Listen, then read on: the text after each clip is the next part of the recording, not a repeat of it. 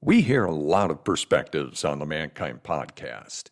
Inclusion of a guest is not an endorsement of their views, and the opinions expressed here do not always represent the mission or values of the Mankind Project USA.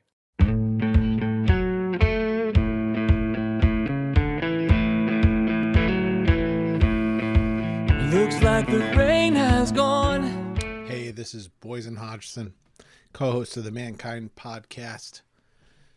This one's hard.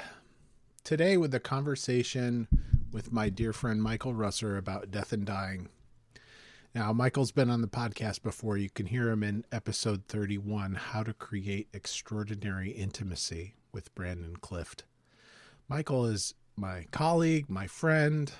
He's been my right-hand man, my get shit done guy for many years now. He's an entrepreneur, an author, a speaker, a thinker, and leader in creating extraordinary relationships and intimacy in the face of hardship, including his long battle with prostate cancer. And Michael is dying.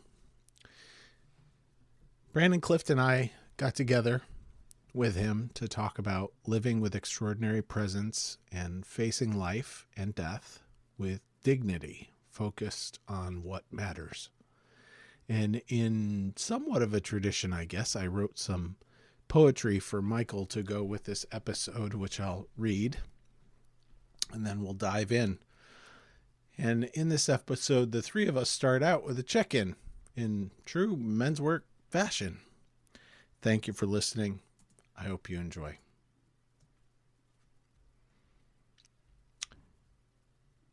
Bury the lead for my friend Michael Russer. Buddhas leave a trail of broken things on the way to the Bodhi tree. They step in shit. They get anti-transcendent, raging, throwing tantrums like children tied to their toys, rapt attention attached. Eventually, their purpose served. Things that can break fall away. All the knots unravel. Not now, not yet, not this, not ready. And there's always a contraction, a last spasm before the look of astonishment settles in. Childlike. Here. Open this gift of empty perfection. Simply put, life can only happen right fucking now. My friend's voice deepens, the moment lengthens, and the thread connects to the absolute present. He is an invitation to the essence alive in this moment. I am not my ego. I am awareness that observes it. Nothing is broken, just different.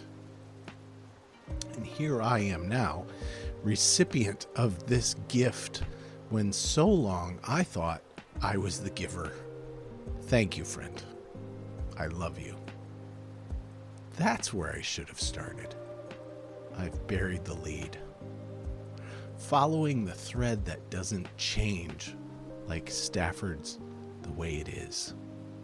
Now you, friend, take a ride through the hills, leaning into the curves, and take a walk with the one you love. Hold hands and kiss, and sit yourself down, unwind, under thick branches among the roots of a live oak. And drop me a line when you arrive.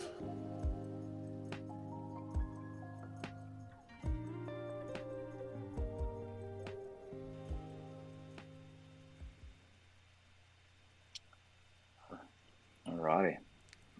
Brandon, checking in with joy, excitement, fear, sadness. A pretty good myriad of things here. The finality, of something like this,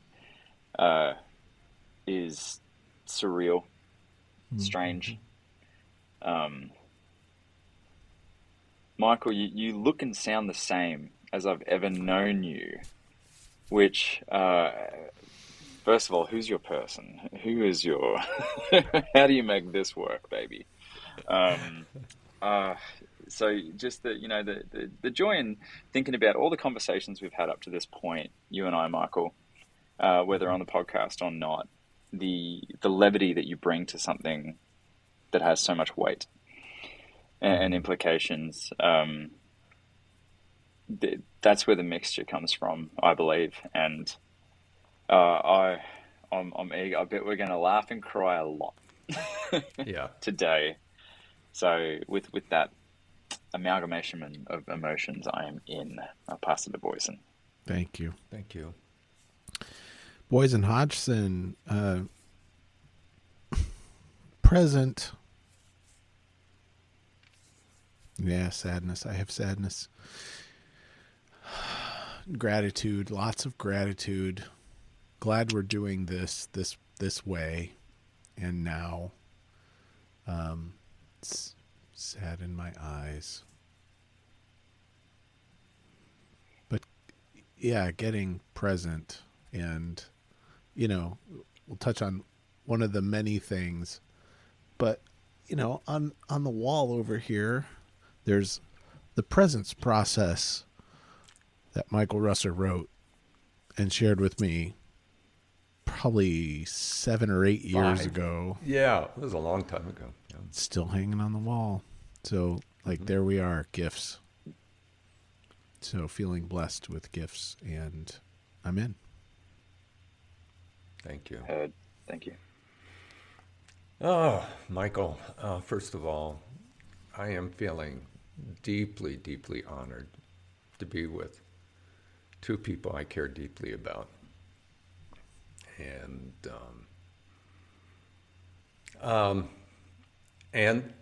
I'm excited.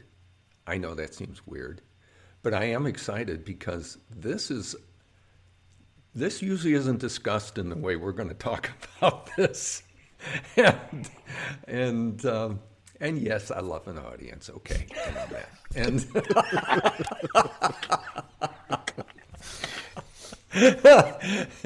yeah, so when you say he died on stage, well, yeah, he literally did. No,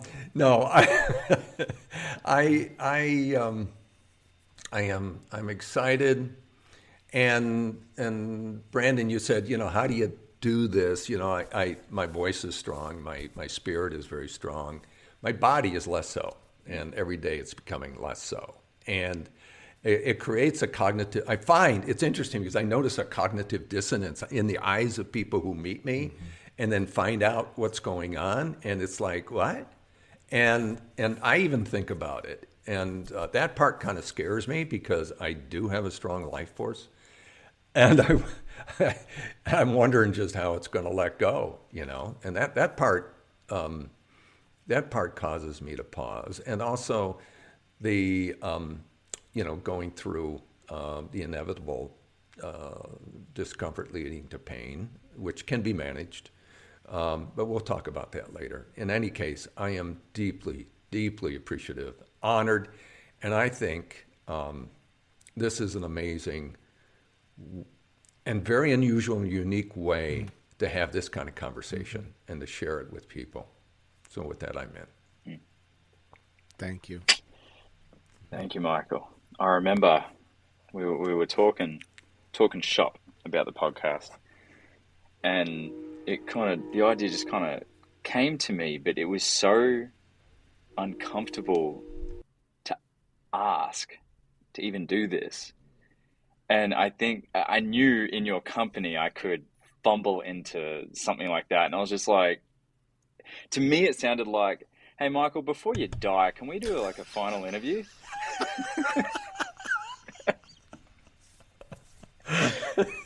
Of course, I didn't word it that way. I think I was a bit more eloquent and a bit more I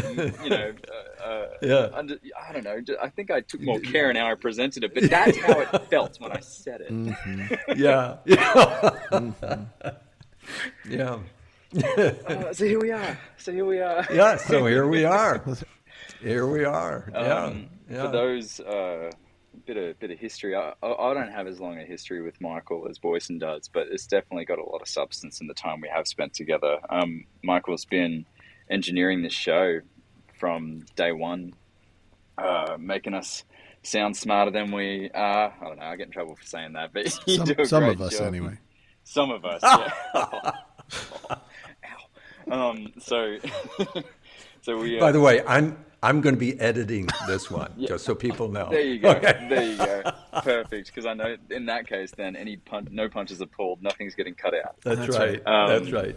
So Michael has been the man behind the scenes that has been piecing our episodes together, intros, outros, making us sound, levels great, but also just making us sound great, which has been phenomenal. And we've been very fortunate to have that. Most people, like when I started in podcasting, I did everything, including market it, including find guests, and to have you in this role has been great.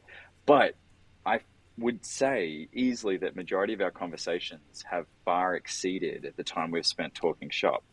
We've spoken about all things. Just life, when we went through our miscarriage, when Christine got pregnant again, when I was preparing to become a father, and you were there for these key moments to shed some really sage wisdom and advice. And through that process, I was able to develop a lot of love, gratitude, and just deep connection with you. So that is my relationship with you, Michael, in the past 3 years. Coming up end of this month, 3 years the show's been going. So that's pretty special for me. Thank you. And by the way, it's reciprocated. I have tremendous respect for you. I've told Boysen many times. I says he's a natural for this. He's an absolute natural, and I don't say that easily.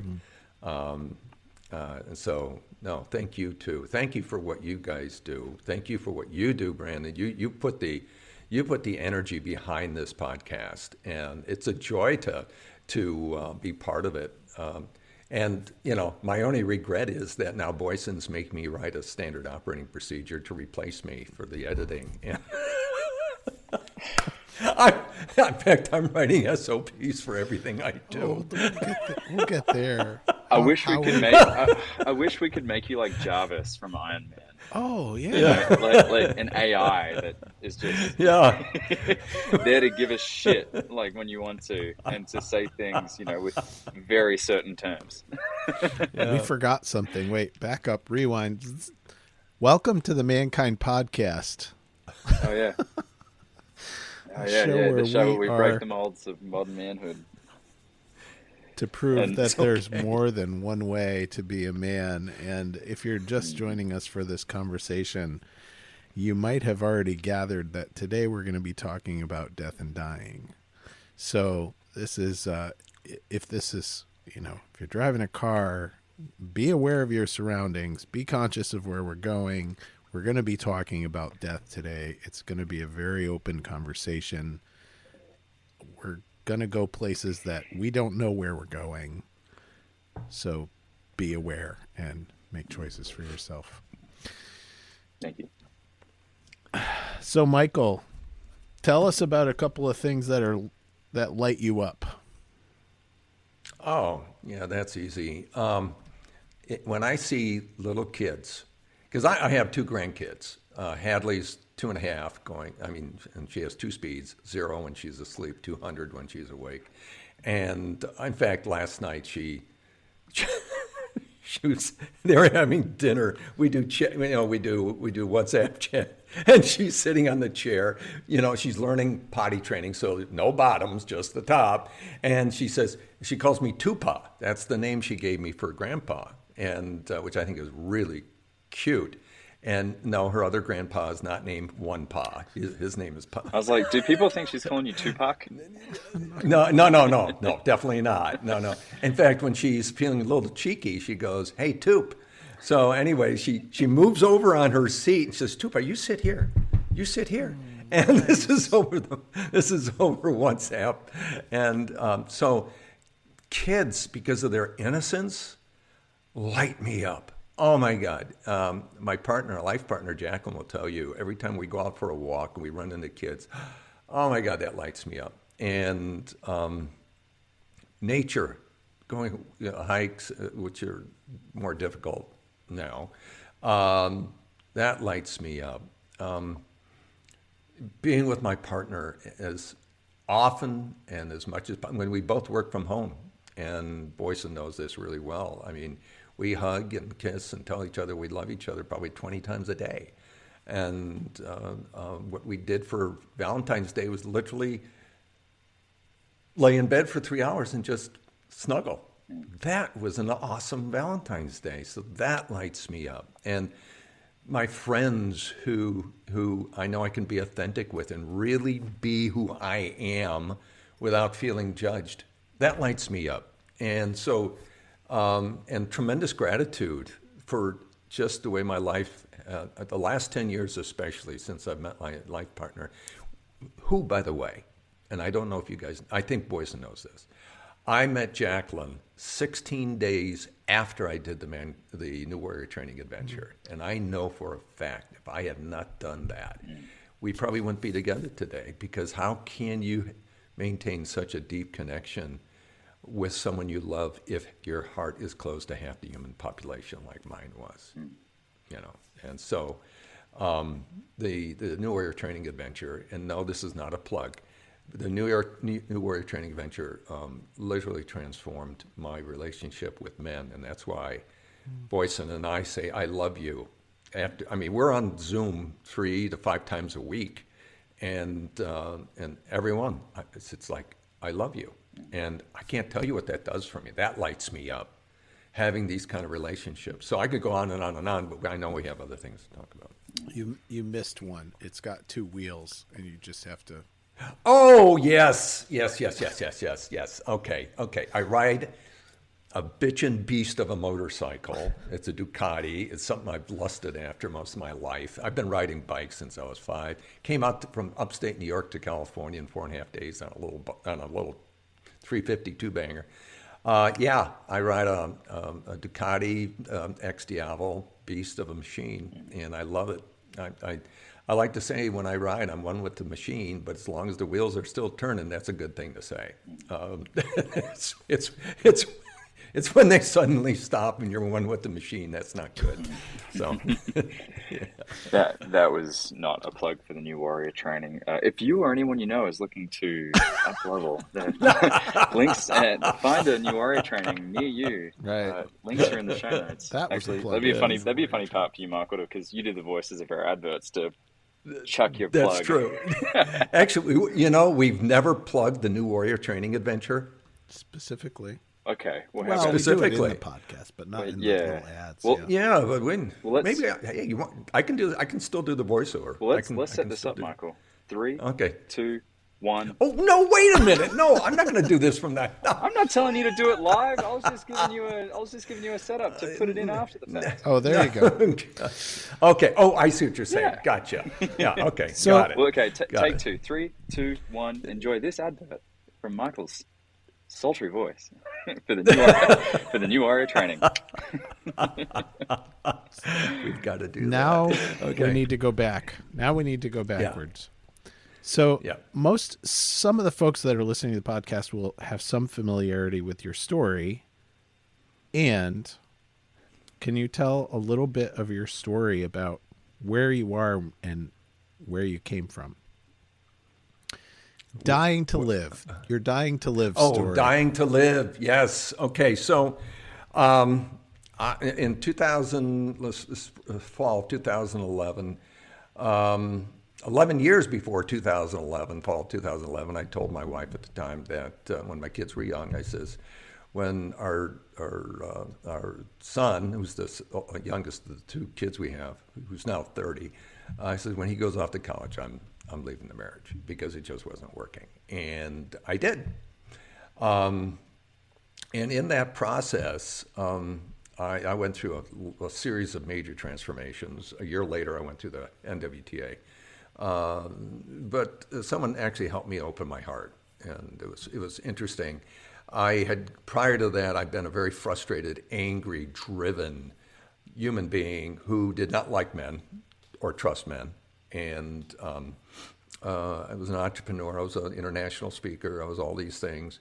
And from the outward appearance, I was successful. Inward, I knew I was not a happy guy. And so I ended up with a life coach who I refer to as Tinkerbell now, but that's another long story.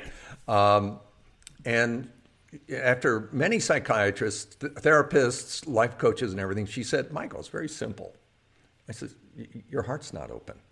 And that literally changed everything. My perspective of the world changed dramatically, and the way the world saw me as a result changed dramatically. And then 2 months later, I was diagnosed with my first of 3 cancers, and that was prostate cancer, which is the one that's going to do me in here sooner rather than later. And that was in fall of 2011. Now, it put some context there. I come from a family of 8 children, and 5 of us, 5 including our parents, all died quite horribly by cancer.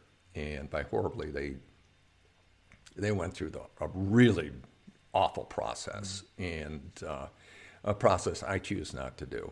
So I had as many as 3 cancers. 2 of them went into remission, and but the prostate cancer now is out of control, and it's metastasized. I've stopped all treatment, and however, I did almost die also back in 2017 because one of the cancers, chronic lymphocytic leukemia, made me very susceptible to infection, and I ended up with severe systemic sepsis, and I came within 24 hours of passing. And so I told my life partner, I said, Jacqueline, I said, I want to know what it's like to die, so that when that time comes and I look into your eyes, I only feel love, not fear. So she did the research and found this YouTube video of an interview with Dr. Martin Ball out of University of Southern Oregon, who's also a psychedelic researcher. He's also a professor of religious studies, or was at that time. And he was putting on a conference in Ashland, and we love Ashland, so we literally drove up there, and we had heard about this one entheogen. An entheogen is a psychedelic that helps manifest kind of a mystical or divine connection. And this one called 5-MeO-DMT, typically it's done via the Sonoran toad. It's very concentrated in one of its glands. And so we inquired about it, and we ended up meeting somebody who actually does it. And so we started with that, and then did ayahuasca, which was a life-changing experience. But the 5-MeO-DMT, what it does is it shuts down the default node network, which basically is the center of the sense of self, that center of the sense of identity. So this Michael that I see myself as and everybody else sees myself as completely disappears. There is no identity, but something does remain, and it's very ineffable. And I've done that enough times to realize, it's very different, but I don't think it's a bad thing. And so that's the closest I've come, and Jacqueline too, she did it right along with me, to knowing what it's like, getting an idea what it's like to have your sense of self dissolve, which is probably a likely thing, I would suspect, after you pass. I don't know. No one knows for sure. And I don't mean to offend anybody's perspective or belief system. I just tell people, look, I don't know. I've never met anybody who died and came back. And until I do, I'm going to stick with, I don't know. Mm-hmm. And I think that's it's healthy for me anyway. I can only speak for myself. And doing that work has brought a tremendous sense of peace And so we have elected, or I have elected, and Jacqueline has agreed with it, that being in California, there's death with dignity laws available. And so when I get to the point of not being able to take care of myself, where I'm literally bedridden and dependent upon others to stay, comfortable and alive, she and I will choose the day and time. And she and my son, at least, will be there with me when I take that last drink of something, and that's when the tears come, because I put myself in their position and I can feel the grief that they feel, and that's when the tears come to me, not because of what I'm going through, but because of what they're going to go through, because of the love that we have, and so it's very sweet, but I can honestly say at this point I don't feel fear about passing, because let's face it, everybody's going to do it, okay, and so cognitively this is the way I justify it. Everybody's going to do it. I look at it as the greatest adventure a human being is ever going to experience, and it's an adventure because we really don't know what it's about, and it's not a guided tour, right? And so I've had people tell me, well, there's going to be people on the other side waiting to greet you, and da-da-da. I says, oh, really? You know this for a fact? I says, yeah. I don't know, and that's okay. And so I think the surrender to that and the willingness to surrender to that has brought a lot of peace to me and to Jacqueline. And my son, my daughter, all my best friends know about this, and they're all supportive of it. And so that's kind of the short story of how we got here. And in terms of timing, we really don't know, but it is definitely progressing. And it could be a couple months, maybe 3 months. I don't know. It depends. It depends on a lot of things. I just don't know. I had my first, I've been uncomfortable with feelings of nausea, but I've had my first little inkling of pain. I think I told you that, Boysen, the other day, where, okay, because the tumors are growing and they're putting pressure on things, and I'm starting to feel that. But that's what the good drugs are for, right? So we'll start out with Tylenol and then go from there. Brandon, do you want to ask a next question? Yeah. So Michael, there's many days that you probably don't remember of your time on this earth, and probably others that you can't forget. Can you tell me of a couple of days that define who you are today and could be remembered as the most important days of your life that you've lived? Yeah. The day that Jacqueline and I met. We didn't know it at the time. We were not even attracted to each other, which was a good thing. It allowed us to become friends. And our relationship is what has kept me alive this long, easily. Our relationship is how I define the most fulfilling, incredible last 10 years of my life. Mm-hmm.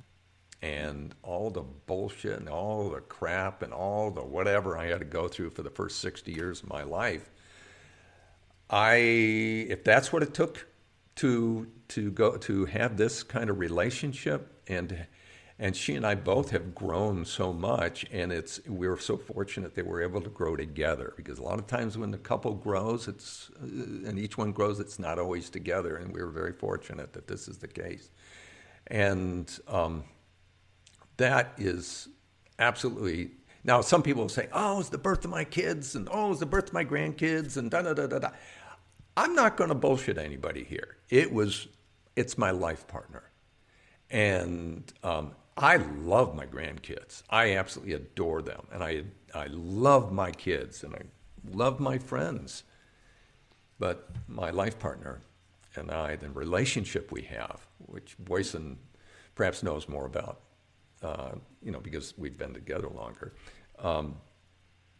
that has been the singular most important thing that's occurred in my life and has completely defined how I lived since then, because she is the first person that really saw me and for who I am and accepted it and actually enjoys it, and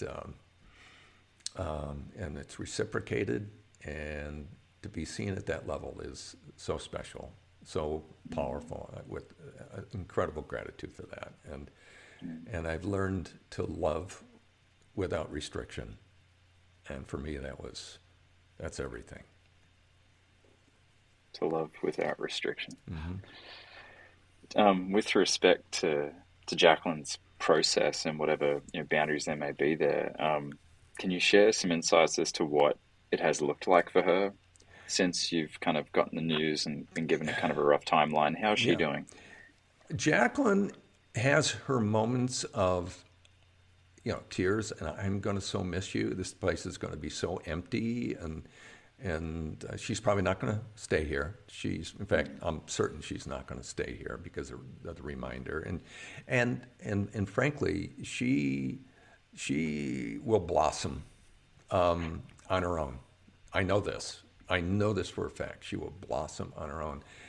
And at the same time, she is living this process with me, which means we have our good days and we have our rough days. When I'm having a rough day, she feels it, and right there with me. And when we're having a good day, we're having a blast. We still dance. We still go out and hike, not like I used to, but well, there's a little hill here, honey. Okay, hang on, let me get my walker. I'm almost up there. She used to be, I always put her up front. Now she puts me up front because then I can set the pace, which is pretty damn slow. But so we are going through this moment by moment, day by day, week by week. And we have our good days and we have our rough days. But by rough days, I mean where she of course will feel, she'll be more attuned to the loss that's coming and the grief that will be associated with that. And we're under hospice care, which means there's plenty of support for grief counseling. And she has so many friends. Her support network is huge, and they all love her. And that's one of the things I, wanted to make sure was there. And so, it is very difficult for her. If it was reversed, frankly, I would not be as tough as her. She is extremely strong. And I don't know if I could handle it the way she handles it if this was reversed, quite honestly. Thank you. To know that the relationship you have with her and how it's evolved over time and the depths that you've gone together, it's such a wonderful thing to witness as this has been occurring. It really is a beacon. Your relationship together, I think, is a beacon for so many to look, and for those that haven't found that person, to aspire to find someone like Jacqueline or to find someone like yourself. It really is wonderful. You've taught me so much about relationships just in our conversations, and what you two have built together is just absolutely beautiful. Thank you. And it really, really helps in this process. I told her, I says, we are in a unique situation because you and I, our friends, our family, are all participating in this process of watching my body decline to the point that I will die. And yet still able to have interaction, still able to have joy, and still able to have laughter and lots of morbid humor. We've invented that sixth level of grief, morbid humor. It really gets morbid sometimes, and it has made it much easier because of that. And it's fascinating to me because I didn't know what to expect. I didn't know what to expect, how I would feel once I realized, okay, you know what, your time's coming up, and so that's how I feel now, and the relationship definitely has made all the difference in the world. If at any time, like if we get into any kind of disagreement or conflict, and I feel any kind of separation, that to me is the most painful thing, because the last thing I want to feel in this stage is separation, and so or disconnect, and so we talk about it and we work it through, and very, very, very, very fortunate. I'm just overflowing, and that's the other thing. I kind of feel like I feel so overflowing with fulfillment and gratitude. Now, did I achieve all my financial goals? No, but do I give a shit? Hell no. The fact of the matter is I only made money when I needed to because I needed to, and I've never been interested in making money for its own sake. To me, I always saw that as being kind of a very low on the scale of focus for human beings, but that's just for me. And I'm just. I kind of feel like I'm going out on top in a sense. It's like the world's going to shit. I mean, the climate change, the politics. I mean, I remember my dad telling me before he died, I'm scared for you kids.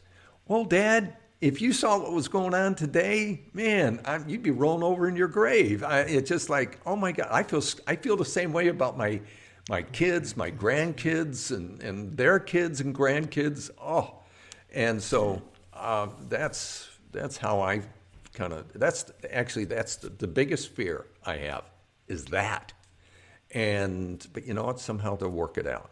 Somehow, hopefully, we'll work it out before we end up destroying ourselves. And anyway, I'm out of here, eventually, here soon. And so that's kind of how I feel about it. Is that being selfish? I don't know. Part of me was like, you just dropped the mic and doomed us all to hell. Cheers, mate. Yeah, good. Enjoy your wife, you know Steve. what? See you later. I so enjoyed this, guys, but I got to go. See ya.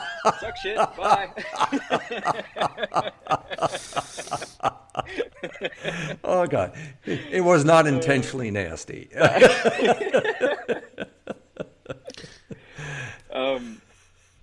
What? Boysen, I think that was a great segue into one of your questions, which was like, what are things that you placed meaning on in life? He's still stunned. Really... He's still trying to recover from being stunned. I'm here. I've been with you long enough, Michael. I've heard all of this. We've been through some of this. What are some things that? So we're talking about the next generations, right? What are some things that you've learned in this process over the last 10 years that you're hoping are going to stick for those that you love as you continue? Well, for the people that know us, that know Jacqueline and I, they know us as people that we are who we are. What you see is what you get. And we can be irreverent, we can be funny, we can be sad, we can sometimes get angry, and usually over injustice, that kind of thing.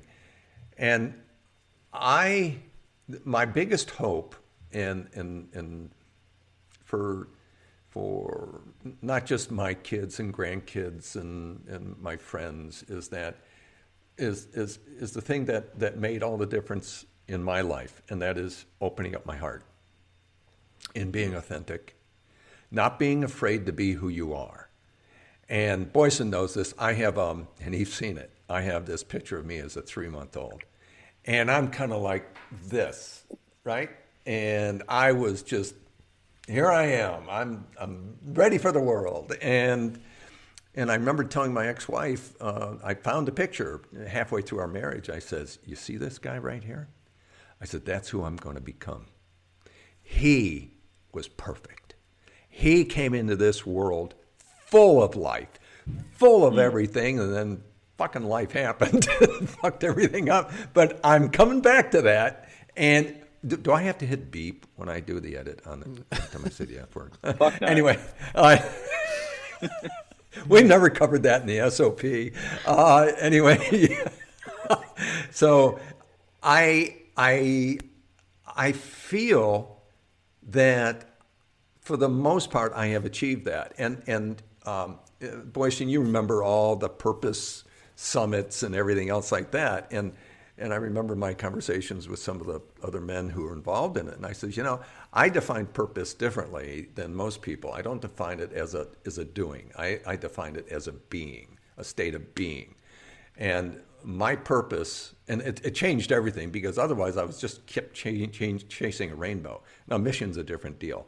But I feel that I achieved my purpose by becoming him again in this, somewhat older body. And, I still am an irresponsible 25-year-old. Boysen's the older brother I always wanted but never really had. And he's 19 years my junior. And he's so much more responsible than I am. So I think that's become who you really are. Just don't worry about what anybody thinks. Just be authentic and go through life with that. And it's very empowering and it creates a lot of joy.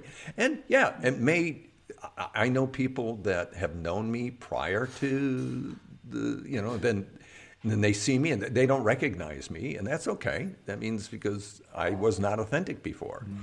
And now they're trying to figure out who I am now. I said, well, this is who I am, right? And so did I answer your question? Mm-hmm. Okay, good. Yeah. Talk about, so I'm going to connect this to your one of your other books and another conversation that we've been in. The process of dying over this amount of time has also taught you some things about presence and intimacy.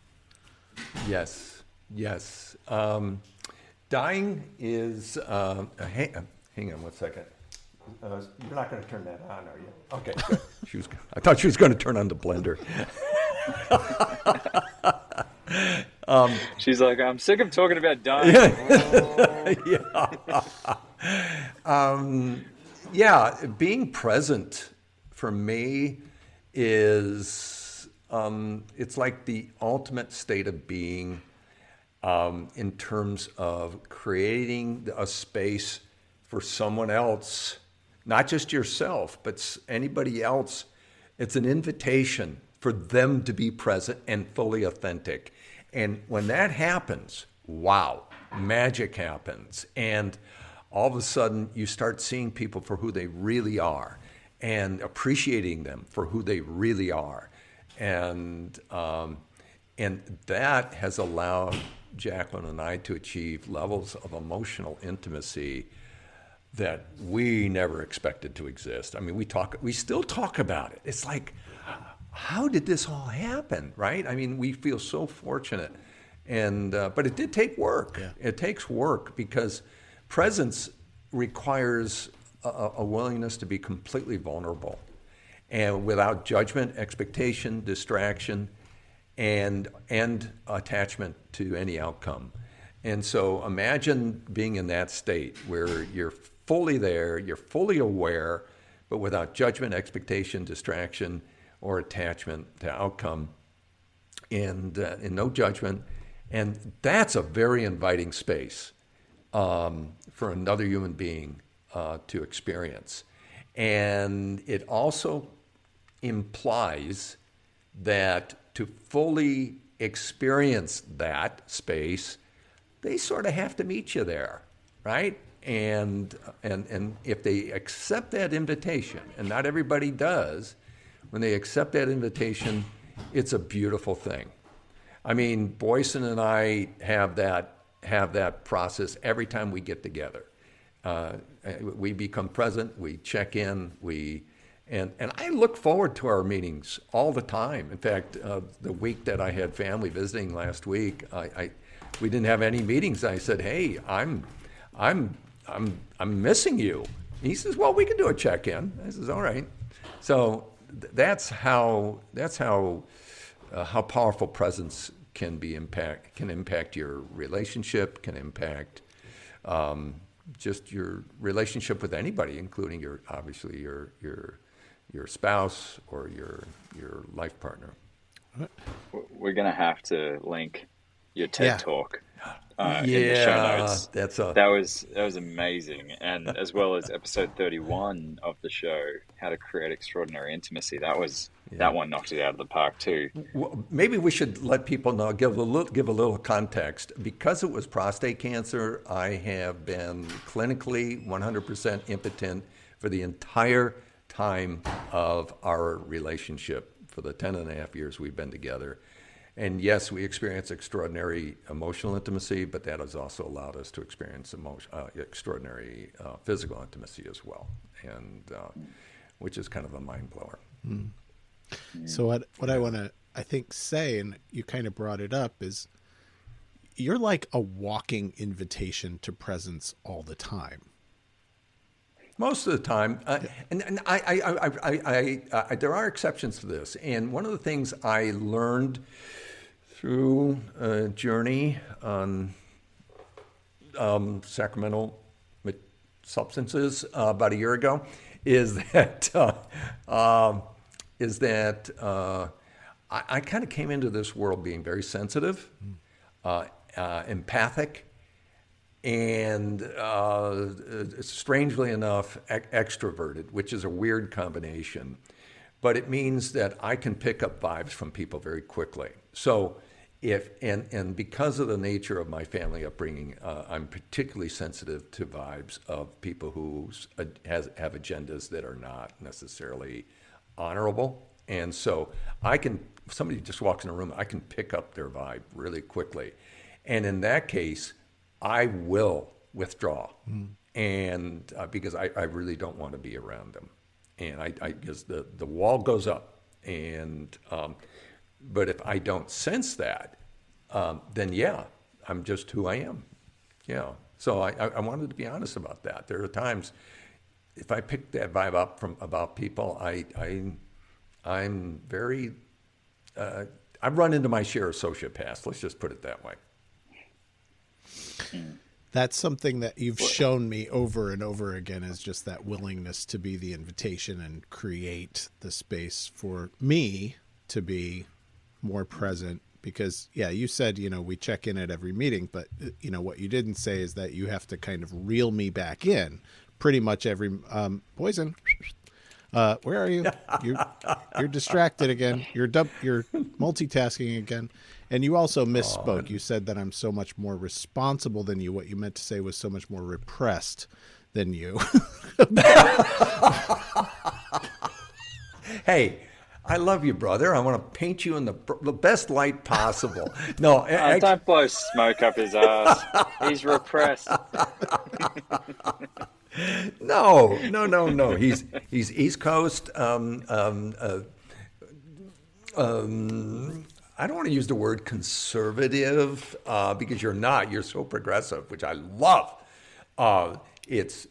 Let's just say some of my wilder ideas. You give me this look. You did what? You did what?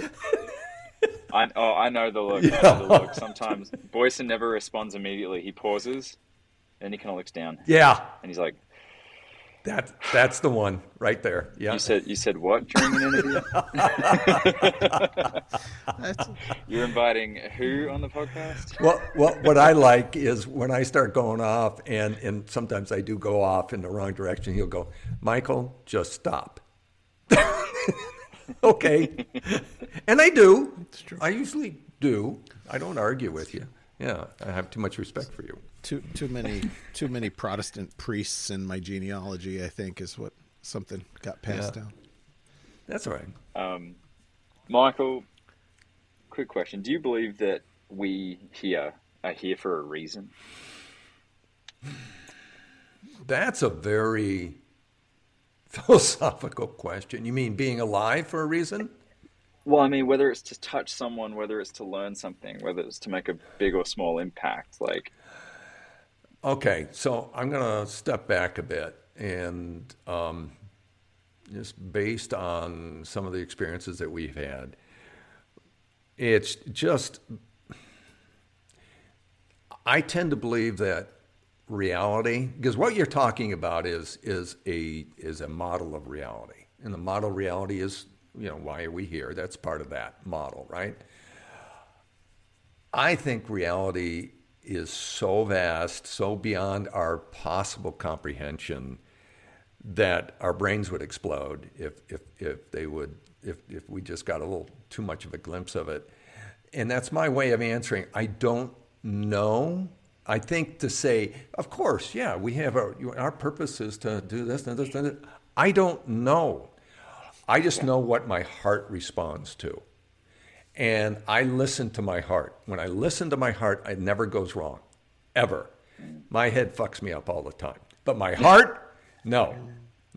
My head's a tool. That's not who I am. And I used to be who I was for the first 60 years of my life. It's not who I am now. No, I think, so. I don't know the answer to that question. I suspect that at some level, sure, yeah, we're here to learn, to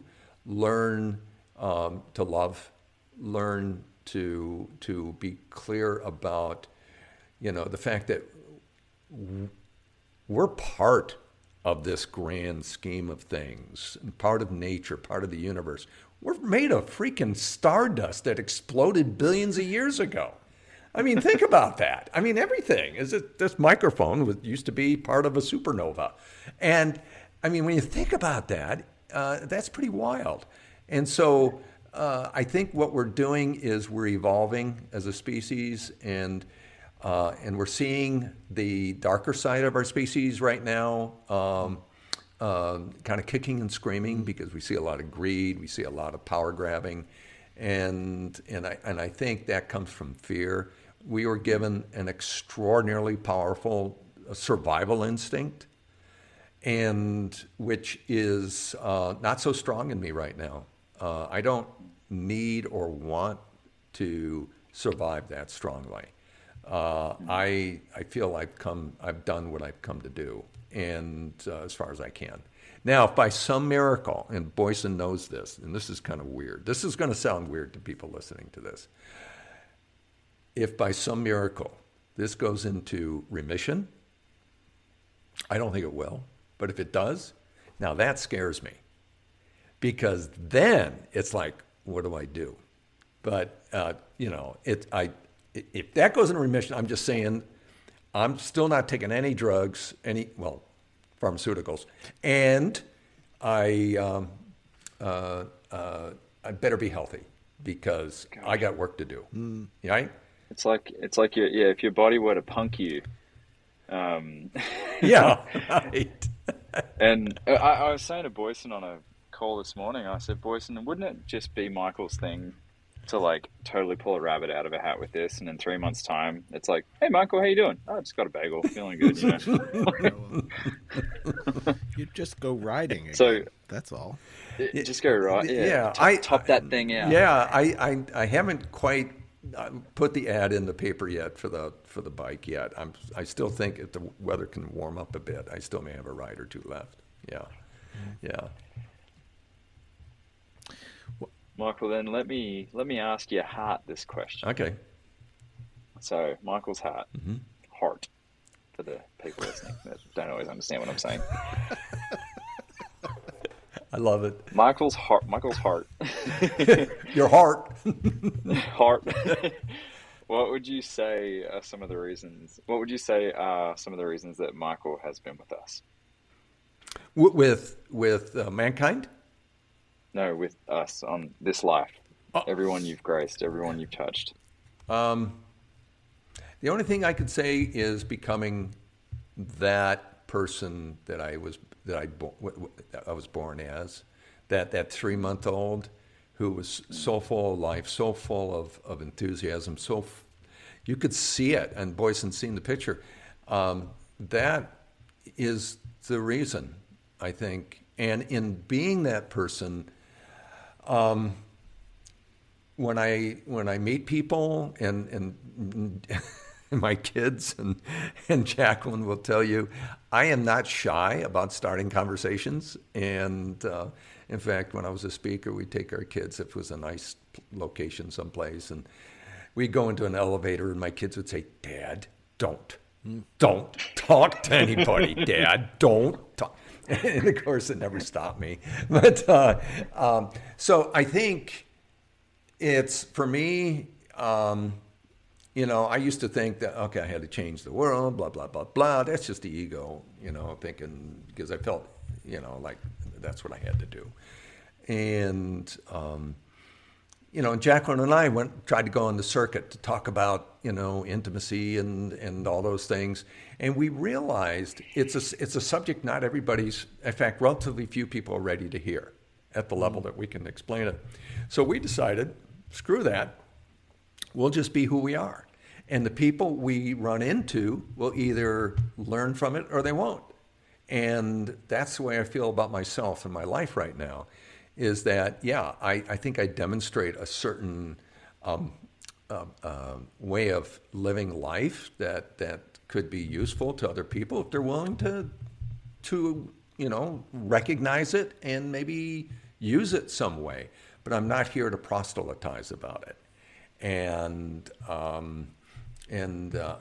far be it from me, I used to, but far be it from me to tell somebody how to live their life. And so I think it's much more powerful for people to come to their own conclusions just based on what they see and what they hear and what they experience and what they feel. Beautiful. Yeah. Thank you. Sure. What do you have to say to people who are sitting with regrets about? Oh, regrets. I get asked that a lot. Michael, do you have any regrets? What a question. And I said, not really. No. Because what good does it do? I mean, okay, sure. Would I have done things differently in certain circumstances? Now, yes, but if I had, I might not have met Jacqueline. And if that's the case, that would have been the biggest regret. And so regrets for me are shadows of the past, and I don't see them really being of any benefit at all at any time, but especially when you're facing your own mortality. And because right now, it's going to sound so cliche-ish, but right now really is the only thing that counts. This moment, right now, is the only thing that counts. And you can't build regret from right now. Regret is a past thing. So that's kind of the way I look at it. And and then the other thing I get asked is, what's on your bucket list? I said, look, doing things, like there was an old TV show back in the 70s, I think, where this guy found out he was dying. And so he goes off in all these wild things, skydiving and driving a car 300 miles an hour and all that kind of thing. And he never looks happy afterwards, It's just like the doing. No, it's the being. So how do you... I would rather be in the state of being than okay, what's the next thing I'm going to do before I kick the bucket, right? No, so that's the other thing I get asked a lot, and I says, no, I'm already there. You wonder what people expect you to say. Like, are you going to come out with, you should mess with people. You should be like, an 18-year-old blonde with poor taste in men. That's on my bucket list. Yeah, no, then Jacqueline would whack me upside the head and might. Okay. Yeah, no, I think that a lot of my answers, because I have my friends asking me this, they're asking these questions because in asking, what they're really doing, I think, is anticipating their own, eventual end, Yeah. right? It's a projection of sorts. And For sure. and I just said, look, doing things is cool, riding the motorcycle is a doing. And it's sometimes, Jacqueline and I can ride together. But it's the being, like last night, we were sitting on that couch back there and, I was laying with my legs up on her lap and she's reading, and that was like magic. That's the being, right? And so, there's bucket list, regrets. No, not really. Yeah, because I was able to, if I was not able to restore the relationship with my kids, that would have been a regret. Because that would be a constant reminder in the moment, right? Yeah. And so, so I will qualify it that way. But I've been able to develop. Now my kids know who I really am, and it took them a long time to really accept Dad is who he really is, and my son is more like my dad, and I'm more like the son. But aside from that, they accept who I am. Yeah. I wonder, Michael, I believe the answer to this next question, or parts of the answer at least, have been covered in various parts of this conversation, because you really have, I think, gotten to the core of a lot of what Boysen and I have wanted to connect with here. Yeah. But what are just a couple brief things that you would tell to, I wouldn't say so much a younger you, because like you said before, so long as it ends up back with Jacqueline, Right. It ends with Jacqueline, it's kind of an obsolete question. Right. But to a younger person, let's just say previous Michael, before 60, what would you say to them? What is kind of the laundry list of things to be like, just stop caring about that shit? Like that the stuff you've been raised to believe is important is actually not. What would be some of those things? Yeah. Question your own beliefs incessantly and your own perspectives incessantly, because by definition, they're not accurate. I don't care what percent, there may be some semblance of accuracy.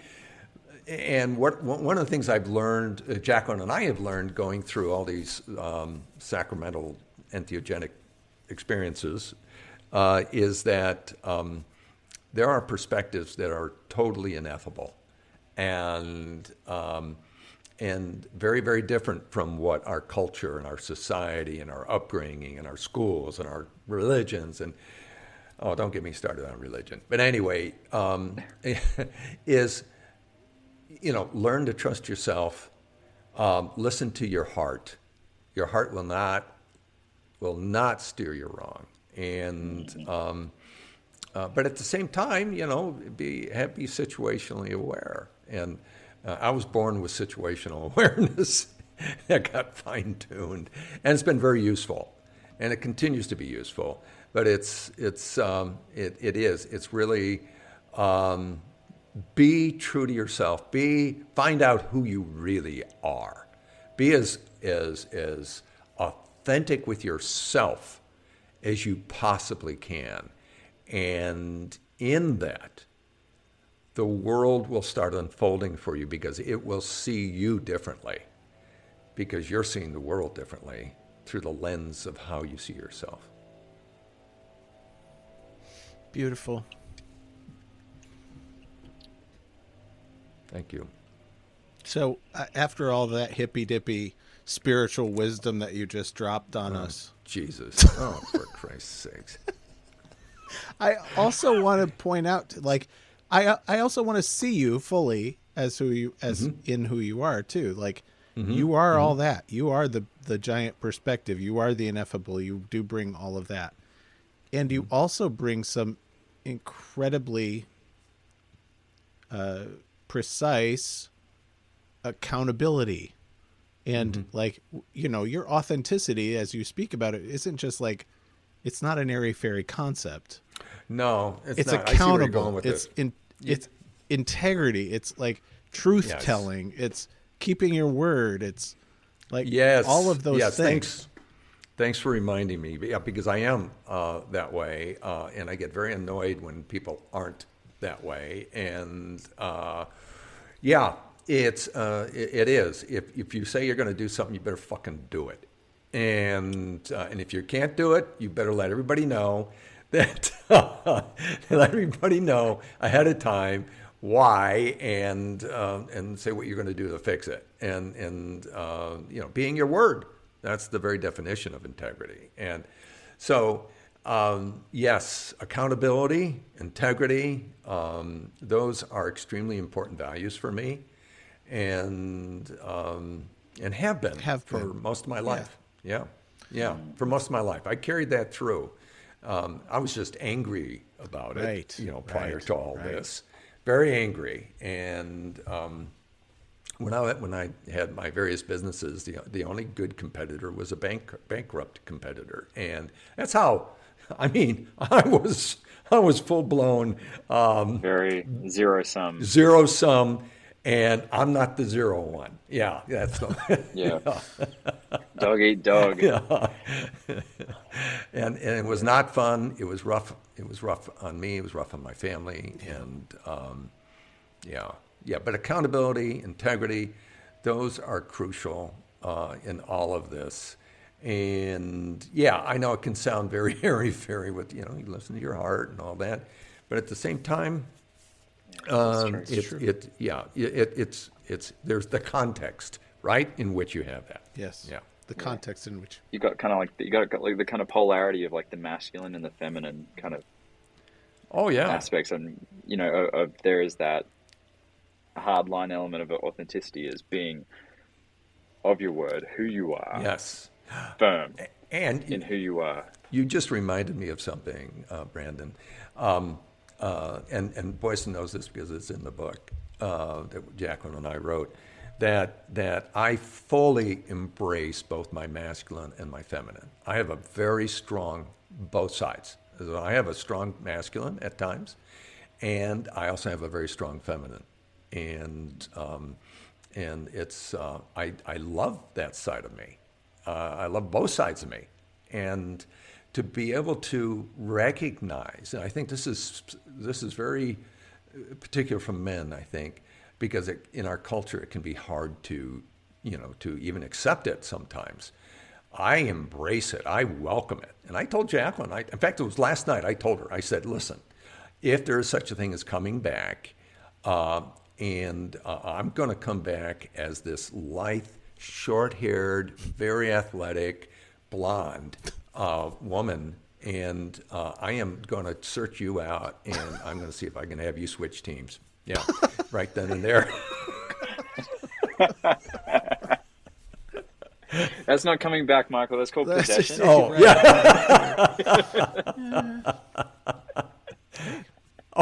Boysen's going, okay, let's edit that one. In a universe of infinite possibilities. Yeah, right. Yeah. Hey, look. So we're gonna wrap up. Who knows, right? Like you said. We're having too much fun. Come on. We gotta wrap this up. Oh God, you're such a you're a party pooper sometimes, Boysen. I just seriously, I love Boysen. you, but you're a party pooper. Such a Boysen thing. To do, well, we gotta wrap this up. Okay, sure. Let's sunset this conversation. Yeah. Is there anything that you would like to point people at? Like anything that people could do in honor of you? Yeah.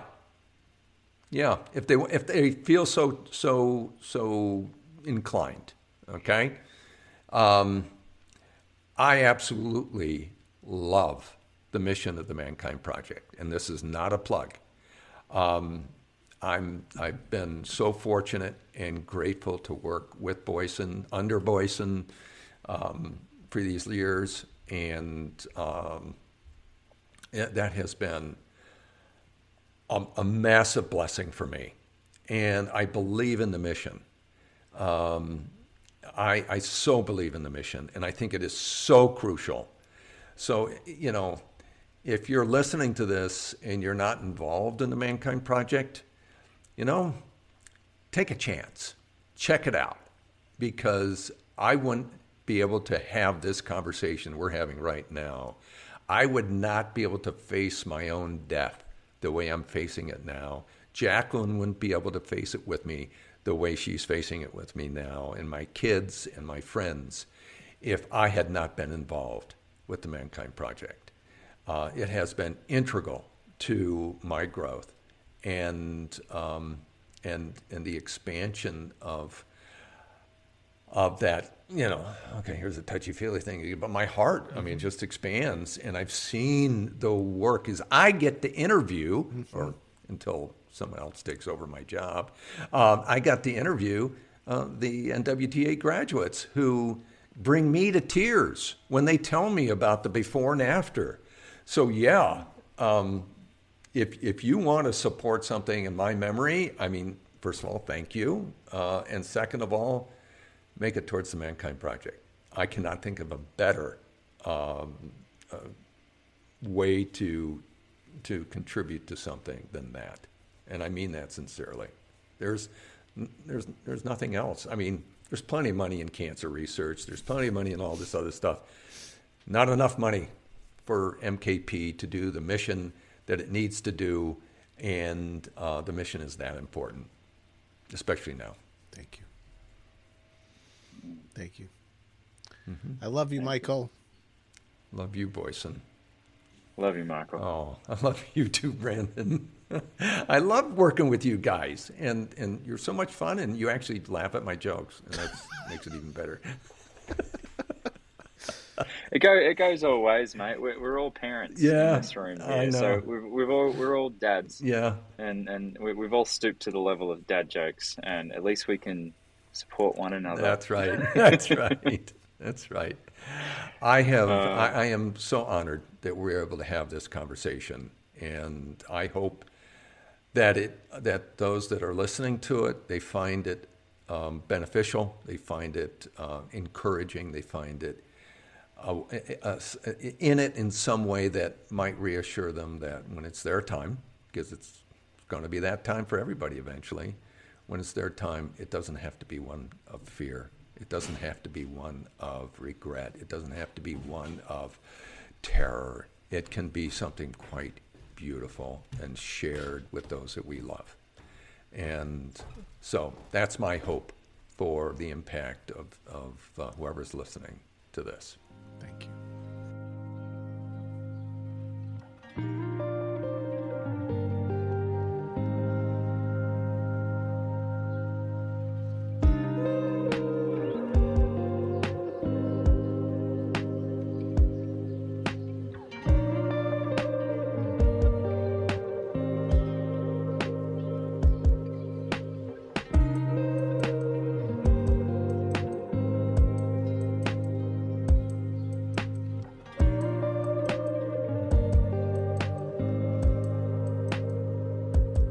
This has been the Mankind Podcast, produced in association with the Mankind Project USA.